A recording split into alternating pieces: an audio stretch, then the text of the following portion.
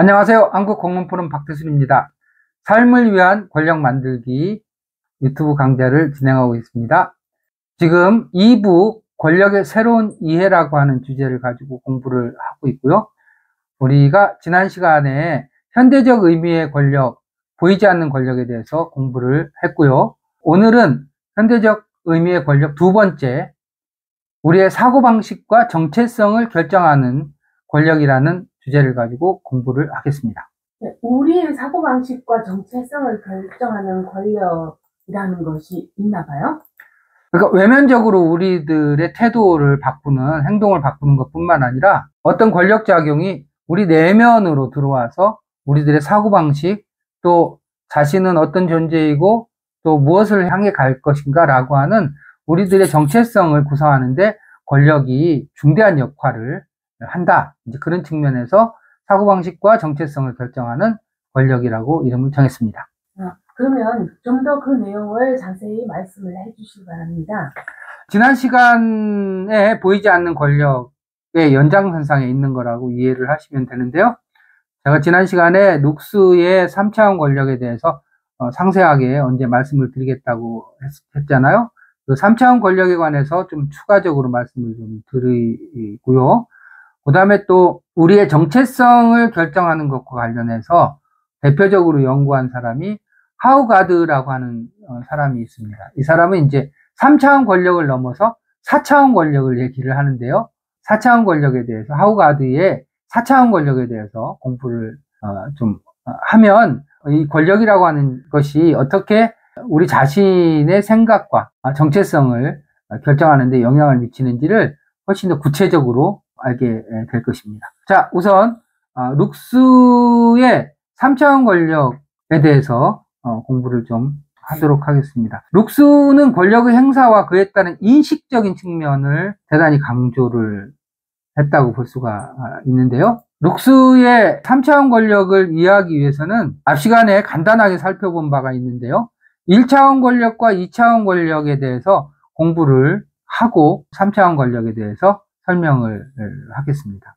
룩스가 얘기하는 1차원 권력이라고 하는 것은 권력을 행동과 에너지의 측면으로 설명하는 것입니다. 즉, 가장 전통적인 권력 개념은 행동과 에너지 차원에서 권력을 행사하는 방식을 얘기하는 거거든요. 권력이라고 하는 것은 어떤 행위를 통해서 행사되는 것으로, 표현되는 것으로 인식하는 것이고, 거기에 강제력과 물리력이 동반되는 것이죠.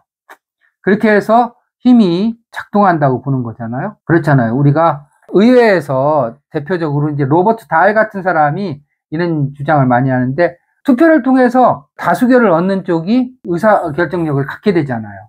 그렇죠? 이런 것이 대표적으로 행동을 통해서 힘이 발생하는 거라고 볼 수가 있죠.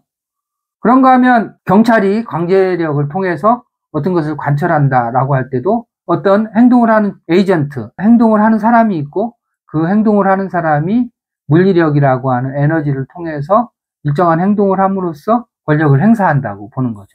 이렇게 1차원 권력은 행위자가 타인의 행동에 영향을 미치는 직접적인 권력 행사 방식을 얘기하는 겁니다. A가 B에게 B가 원하지 않았을 행동을 하도록 만든다면 A는 B에 대해서 권력을 행사하는 것이다 라고 보는 거죠. 이해가 되시죠? 행동과 물리적인 자원을 통해서 직접적으로 행사되는 권력을 말합니다. 법 집행이나 경찰, 군대, 경제적 자본 이런 것들은 전부 이런 1차원적인 권력에 해당된다고 볼 수가 있죠. 경찰이 시위를 강제 해산하는 거나 군대가 무력을 동원해서 국가를 통제하는 것이나 고용주가 노동자를 해고함으로써 권력을 행사하는 것이 이 1차원 권력에 해당된다고 볼 수가 있습니다. 이 1차원 권력이라고 하는 개념은 보이는 권력만을 다루기 때문에 권력에 보이지 않는 측면들을 설명하는 데 한계가 있다고 볼 수가 있는 것이죠. 즉, 권력이라고 하는 것은 단순히 행동과 강제력만으로 이루어지는 것은 아니다라고 볼 수가 있는 것입니다. 자, 2차원 권력에 대해서 알아보도록 하겠습니다. 1차원 권력이 행동과 에너지, 직접적인 행위의 측면이 강했다면 2차원 권력은 1차원 권력과는 다르게 권력이 구조적인 방식으로 작동할 수 있다라고 하는 것을 강조합니다. 구조로, 행위가 아니라. 이해가 되시나요? 액션이 아니라 스트럭처, 구조로. 특정한 주제가 공적인 논의에서 배제되거나 구조적으로 특정한 행위가 불가능하도록 만드는 권력을 얘기합니다. 이게 대표적인 것이요. 바을라우와 바라치라고 하는 사람이 제시한 의제 설정 권력이라고 하는 개념에서 발전한 건데요. 그 특징은 뭐냐면 권력이라고 하는 것은 어떤 의제는 논의하고 어떤 의제는 논의하지 않도록 배제하는 방식으로 작동한다라고 하는 겁니다. 특정한 사회 구조화에서는 일부 집단에게는 유리하게 일부 집단에게는 불리하게 작동하도록 그 구조가 설정이 돼 있다는 것이죠. 그래서 공식적인 결정 과정에서 제외되는 것이 보이지 않는 권력이라고 얘기를 하고 있습니다. 예를 들면 언론이 특정한 정치적 이슈를 다루지 않도록 통제하는 방법, 또 노동자들이 임금 협상을 하려고 해도 회사 내부 규정상 노조 결성이 어렵도록 만들어져 있는 경우, 여성의 참정권이 오랫동안 의회 논의에 올라가 있지 않은 것, 이런 모든 것들이 구조적으로 논의에서 배제되도록 만들어져 있었던 것이죠. 우리가 뭐 구조적인 모순이라고 표현하기도 하는 것이잖아요. 그러니까 분명히 문제는 산적 케이스인데 그 문제를 논의하지 않는 것이죠. 미국에서 흑인 문제는 링컨에 의해서 노예해방이 이루어진 다음에도 여전히 흑인은 다양한 종류의 차별 상태에 있었지만 사회적으로 또 의회에서 논의가 이루어지지 않죠. 그러다가 1960년대에 이르러서 흑인 운동을 통해서야 비로소 사회적인 의제가 되었다라고 하는 점을 상기할 필요가 있습니다. 세 번째, 3차원 권력에 대해서 공부를 해보겠습니다. 이것은 1차원 권력에서 행위라든가 2차원 권력에서 말하는 구조하고는 다르게 인식적인 요인입니다. 사람들의 인식, 사고방식, 가치관을 형성하는 권력을 얘기를 하는 겁니다. 가장 쉽게 이해하려면 세뇌 교육 같은 것을 생각할 수 있는 거죠. 룩스는 권력이 어떤 이슈를 논의할 수 없게 만들 뿐만 아니라 사람들이 특정 이슈에 대해서 생각조차 하지 못하게 만들 수도 있다고 주장하고 있습니다. 즉 이데올로기, 담론, 교육, 미디어 등을 통해서 권력이 작동하는 것을 얘기합니다. 얼마 전에 TV 이만갑을 보면서 누군가 그런 얘기를 하더라고요. 북한에서는 자유를 위한 운동이 일어나지 않는다. 왜냐하면 자유라고 하는 개념이 머릿속에 없기 때문이다. 이런 얘기를 하는 것을 굉장히 씁쓸한 마음으로 들었던 적이 있는데요. 이런 것이 이제 3차원 권력이 작동하는 것이라고 볼 수가 있죠. 중요한 특징으로는 강제력이 없어도 사람들이 자발적 동의를 통해서 작동한다라고 하는 것이고, 사람들이 특정한 생각을 자연스럽다고 받아들이게 만드는 방식으로 작동한다라고 하는 겁니다. 그런 점에서 보면 푸코가 얘기하는 담론 권력과도 상당히 연결되는 개념이라고 볼 수가 있는 것이죠. 그거를 진실이라고 인식을 하게 된다라고 하는 점이잖아요. 예를 들면 자본주의 사회에서 성공의 개념이 경제적 부를 중심으로 정의되고 있다라고 하는 점, 또 우리나라 같으면은 현모양처 같은 것도 대표적으로 이런 3차원 권력에 의한 작용이라고 말할 수가 있고요. 미디어가 특정한 정치적 견해를 계속 반복적으로 들려줌으로써 자연스럽게 진실인 것처럼 받아들이게 하는 것도 이러한 범주에 속한다고 볼 수가 있습니다. 자, 여태까지 우리가 이제 룩스의 3차원 권력에 관한 얘기를 했고요. 이제는 하우가드의 4차원 권력 개념에 대해서 공부를 해보겠습니다. 3차원 권력이 권력의 인식적인 측면까지는 얘기를 했는데, 하우가드는 한 인간의 정체성, 사회적 역할, 자아라고 하는 것은 그렇게 외부적인 교육과 주입을 통해서 세뇌됨으로써만 되는 게 아니라 스스로 사회 속에서 그런 자기 정체성, 자아라고 하는 것을 스스로 형성해가는 존재다라고 하는 의미를 강조하는 것입니다.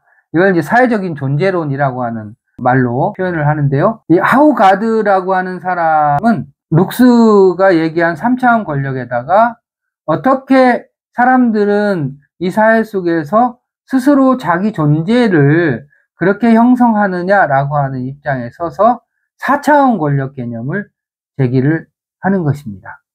자, 그 내용을 살펴보면요. 4차원 권력은 개인의 정체성, 사회적 역할, 자아 형성 방식 자체를 결정하는 권력이라고 하는 겁니다. 즉, 사람들이 어떤 존재가 될 것인지를 결정하는 힘을 얘기를 하는 것이죠. 이 부분과 관련해서는 브루드웨라고 하는 철학자의 아비투스 개념과 연결되어 있습니다. 예를 들면 우리가 고등학교에 가서 교육을 받는다고 할 때 그 사회가 교육 권력을 통해서 학생들에게 일정한 이데올로기 교육을 주입하기도 하지만 고등학생 자신이 사회로 진출하기 위해서 더 좋은 일자리를 얻거나 더 좋은 대학에 가기 위해서 스스로 그런 내용을 주체적으로 내면화한다. 내면화하면서 자기를 형성한다. 자기 정체성을 형성한다라고 하는 의미를 갖는 말입니다. 외적인 요인에 의해서만 정체성이 형성되는 게 아니라 대단히 주체적이고 주관적인 관점에서 그 권력이라고 하는 것을 내면화한다라고 하는 의미가 포함되어 있는 것이죠. 중요한 특징으로는 단순히 사고방식을 조작하는 것이 아니라 특정한 정체성과 사회적 역할을 수행하도록 사람들을 형성한다라고 하는 점이 중요하다고 볼 수가 있습니다. 즉 교육이나 훈련이나 언어나 문화적 상징 등이 이러한 권력을 형성하는 매체로서의 역할을 하고 이런 것들을 자기 통제 또 사회적인 인정 욕구 등을 통해 가지고 자기 스스로 적극적으로 내면화하게 된다라고 하는 의미가 되는 것이죠. 예를 들면 학교 교육을 통해서 학생들이 수능적 시민으로 길러지는 과정이라든가 직장에서 직원들이 능동적이고 생산적인 노동자가 되도록 이렇게 이끌어지는 과정, 이런 것들이 대표적으로 이런 사회적 존재로서 자신의 정체성을 형성하는 것이고 그 과정에는 권력작용이 있다 이렇게 말씀을 드릴 수가 있는 것이죠. 자, 지금까지 얘기한 4가지 차원의 권력을 좀 정리를 좀 해보겠습니다. 1차원적 권력이라고 하는 것은 행동과 강제력에 기반한 것이고 직접적이고 물리적인 권력을 강조하는 것이죠. 2차원 권력은 구조적인 제한에 의해서 발생하는 것이고 특정한 이슈가 논의조차 되지 못하게 하는 권력이다 이렇게 말씀을 드릴 수가 있고요. 3차원 권력은 사람들의 인식을 조작하는 권력으로 사람들이 특정한 가치관을 자연스럽게 받아들이도록 만드는 권력이다 이렇게 말씀드릴 수가 있고 4차원 권력은 사회적 존재로서 자기를 확립하는 보다 더 적극적인 권력인데요. 사람들이 특정한 방식으로 살아가도록 형성하는 그리고 스스로 자기를 구성하는 역할을 하는 권력이라는 의미입니다. 따라서 권력이라고 하는 것은 단순한 강제력이 아니라 사회 구조, 사고방식, 개인의 정체성을 형성하는 총체적인 과정이다. 이렇게 말씀드릴 수가 있겠습니다. 자, 이렇게 해서 오늘은 우리들의 사고방식과 정체성을 결정하는 권력에 대해서 공부했습니다. 오늘 강의 내용이 도움이 되셨다면 구독과 좋아요 부탁드립니다. 감사합니다.